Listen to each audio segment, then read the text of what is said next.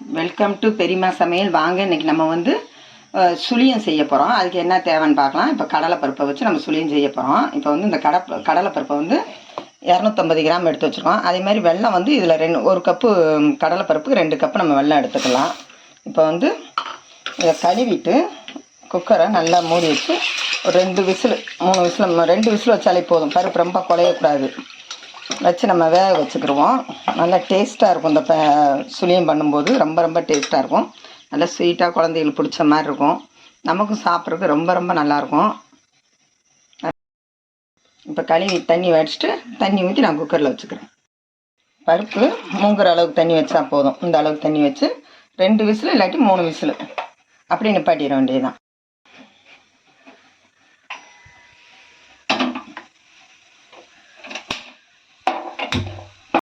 பருப்பு மூங்குற அளவுக்கு தண்ணி வச்சா போதும். இந்த அளவுக்கு தண்ணி வச்சு 2 விசில் இல்லாட்டி 3 விசில் அப்படி நிப்பாட்டிட வேண்டியதுதான். 3 விசில் வந்துருச்சு, நம்ம நிப்பாட்டிக்கலாம். வெந்துட்டால் போதும். நல்லா வெந்துருச்சு பார்த்தீங்களா. அப்போ தான் மிக்சியில் நம்ம ஓட்டும்போது நல்லாயிருக்கும். இப்போ வந்து இதை தண்ணி வடிகட்டி வச்சுருக்கோம். இது இருக்கட்டும். இன்னும் 2 கப்பு, 1 கப்பு பருப்புக்கு இப்போ 2 கப்பு வெல்லம் எடுத்து வச்சுருக்கோம். இப்போ வந்து லைட்டாக தண்ணி ஊற்றி வெல்லத்தை கரைச்சி வடிகட்டிக்கலாம்.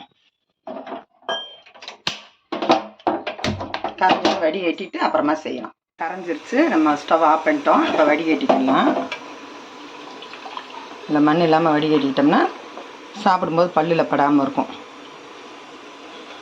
எவ்வளோ இது இருக்கு பாருங்க. தேங்காய், சின்ன தேங்காய் எடுத்து வச்சுருக்கோம். அதை வந்து நல்லா வறுத்துக்கலாம். பருப்பை மிக்சியில் ஒரு ஓட்டி எடுத்து வச்சுக்கிட்டோம் ஆற வச்சு. இப்போ வந்து எப்படின்னு பார்க்கலாம். சட்டி காயட்டும். தேங்காயை போட்டுக்கலாம். வறுத்து செஞ்சால் தான் மறுநாள் 2 நாளைக்கு இருந்தால் கூட வீணாக போகாது. இந்த தேங்காயெல்லாம் வறுத்து தொக்கு இந்த மாதிரி பண்ணும்போது நமக்கு வீணாகாது.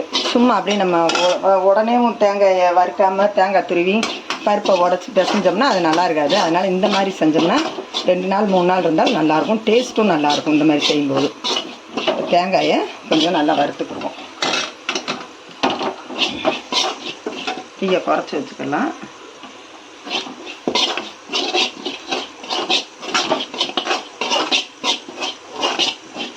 தேங்காய் நல்லா வறுபட்டுருச்சு. இந்த அளவு பருத்தா போதும். இப்போ வந்து இந்த பாவை இதில் ஊற்றிக்கலாம். வெள்ளத்தை கரைச்சி வச்சுக்கோங்க, அதில் ஊற்றிக்கலாம்.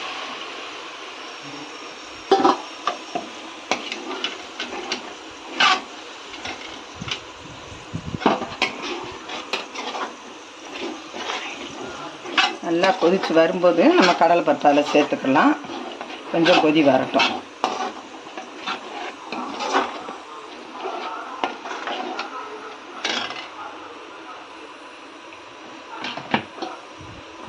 நல்லா இருக்குதுல, வடிகட்டிக்கலாம்.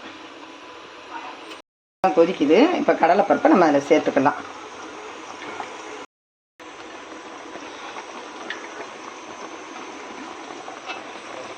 இந்த சுழியத்துக்கு வந்து இந்த கடலை பருப்பு தான் நல்லாயிருக்கும்.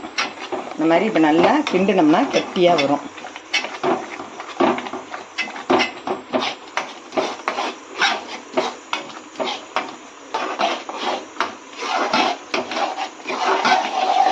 தீயை குறைச்சிக்கிடுவோம். மேலே தெரிக்கும்.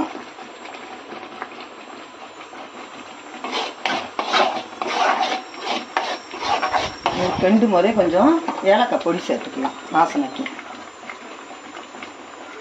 ஏலக்காய் பொடி கொஞ்சம் சேர்த்துக்கிறோம்.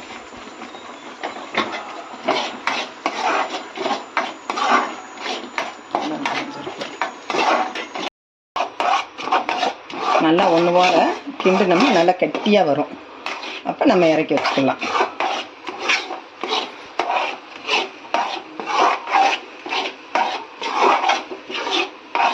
நம்ம போட்ட 2 கப்பு வெல்லம், 1 கப்பு கடலைப்பருப்பு, தேங்காய் அரை முடி, அது கரெக்டாக இருக்கும். இது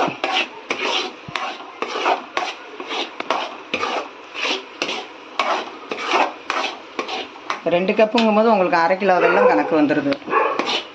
400 வெல்லம் நம்ம சேர்த்துக்கலாம். 100 கிராம் குறைச்சிக்கலாம்.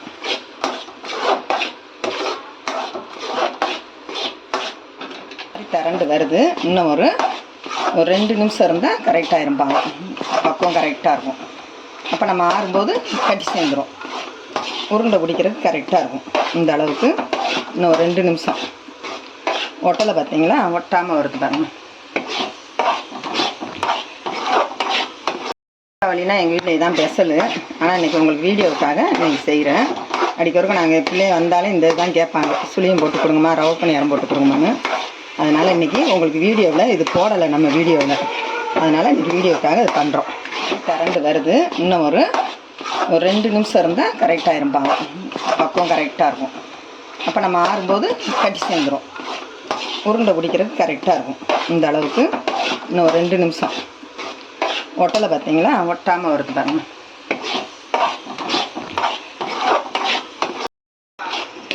இப்போ ஸ்டவ் ஆஃப் பண்ணிக்கலாம். ஆறுச்சுன்னா கரெக்டாக இருக்கும் நமக்கு.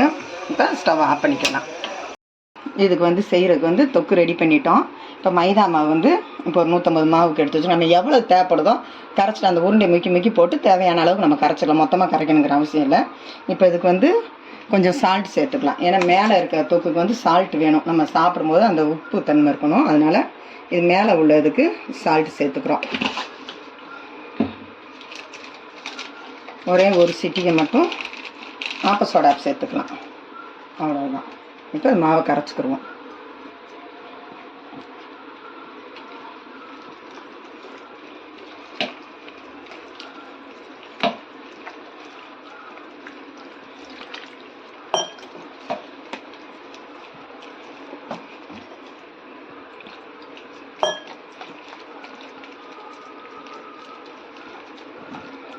இது கொஞ்சம் கொஞ்சமாக போட்டு நம்ம கரைச்சிக்கலாம், மொத்தமாக கரைச்சி வைக்க வேணாம்.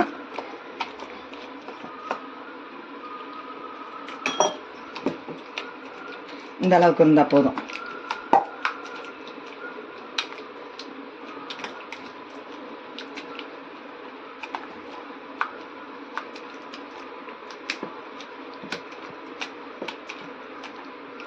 இந்த அளவுக்கு இருந்தால் சரியாக இருக்கும். நம்ம அப்படியே முக்கி போடுறது கரெக்டாக இருக்கும் பக்குவம்.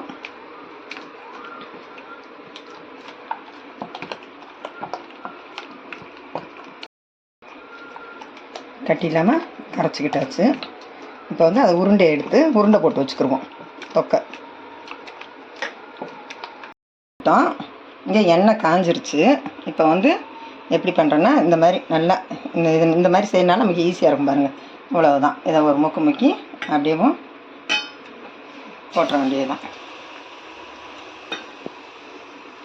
தீயை குறைச்சி வச்சுக்கோங்க.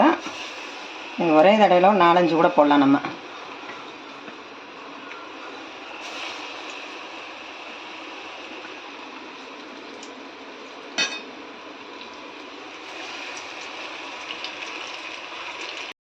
இது வந்து நமக்கு ரொம்பலாம் செவந்து ரொம்ப அதை எடுக்க வேணாம். இந்த அவ்வளோதான் ரெடி ஆகிடுச்சு பார்த்தீங்களா.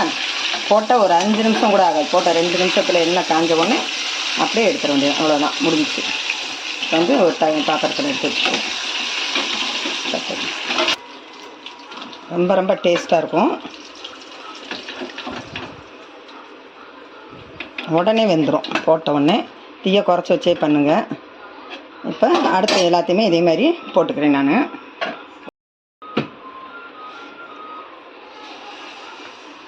எல்லாத்தையும் இதே மாதிரி போட்டு எடுத்துக்கலாம்.